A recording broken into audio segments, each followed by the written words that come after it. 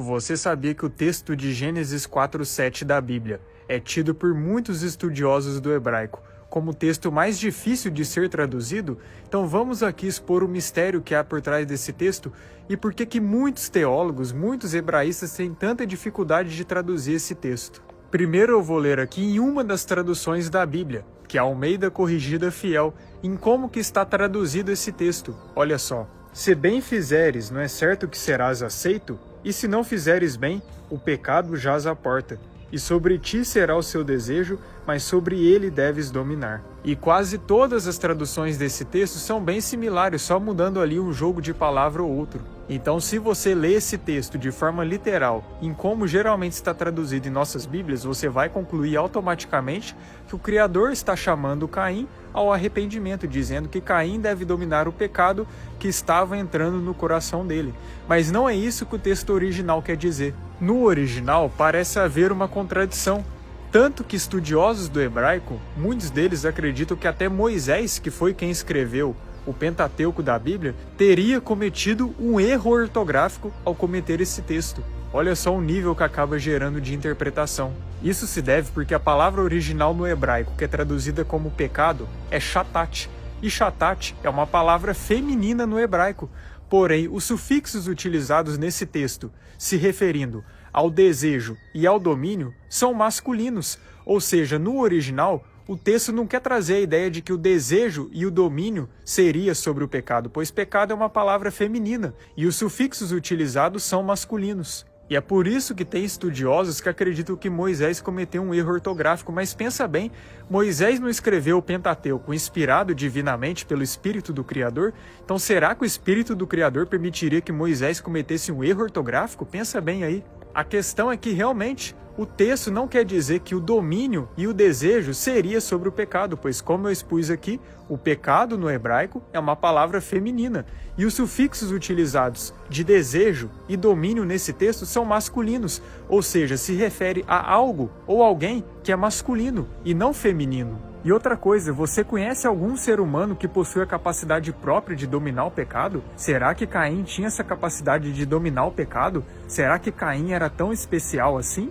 Ou será que há uma contradição nas traduções desse texto? Nós só podemos vencer o pecado por meio do Messias. Longe dele nós não conseguimos vencer o pecado. Então é bem nítido que há um erro grave de tradução nesse texto e também de interpretação.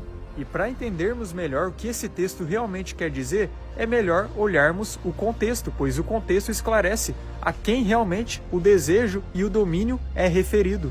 Nesse mesmo contexto de Gênesis 4, Caim e Abel ofereceram ofertas ao Criador. A oferta de Caim foi rejeitada, enquanto que a oferta de Abel foi aceita. E Caim, ao ver a sua oferta recusada pelo Criador, ele ficou furioso e decidiu tirar a vida de seu próprio irmão. E acabou que, como consequência, depois ele realmente tirou. E outra coisa que é importante mencionar também, a palavra shatat, que é feminina no hebraico, também muitas vezes na Bíblia, é traduzida como oferta pelo pecado. E isso, para mim, é muito mais coerente quando vemos o contexto, que Caim e Abel ofereceram ofertas pelos seus pecados. Então esse texto não está falando de Caim dominar o pecado como se ele tivesse a capacidade de dominar o pecado, mas sim está falando da oferta de pecado que Caim deveria realmente oferecer. Ele não ofereceu uma oferta de pecado coerente que o Criador pediu. Já Abel, sim. Abel ofereceu uma oferta de pecado suficiente para cobrir o pecado dele naquele ponto específico. E quando entendemos que Caim, na verdade, foi o primogênito, até porque ele nasceu primeiro, e Abel nasceu depois de Caim, então havia ali uma disputa por primogenitura. E Caim, ao ter a sua oferta recusada, a sua primogenitura também era ameaçada. Por isso que ele se sentiu tão ameaçado ao ver a oferta de Abel sendo aceita pelo Criador. Então, o que dá para se concluir com uma tradução mais coerente desse texto envolvendo todo o contexto dessas passagens? Que havia ali uma disputa de primogenitura e Caim viu a sua primogenitura sendo ameaçada.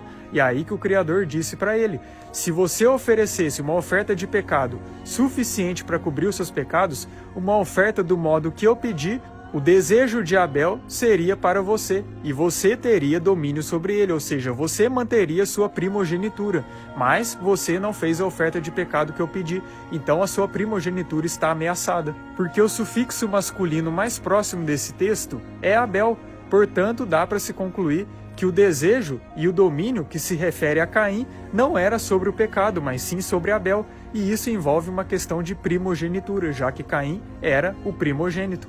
Mas para manter a primogenitura ele deveria oferecer uma oferta que o Criador pediu, mas não foi isso que ele fez, pelo contrário, ele sempre decidiu ser rebelde contra o Criador, mas aí ele colheu as consequências. Caim ofereceu os frutos da terra, ou seja, ele acreditava que pelo próprio esforço ele poderia se achegar ao Criador. Já Abel não. Abel ofereceu o primogênito de seu rebanho, já que ele era pastor de ovelhas, e isso se remetia ao nosso Messias e seu sacrifício.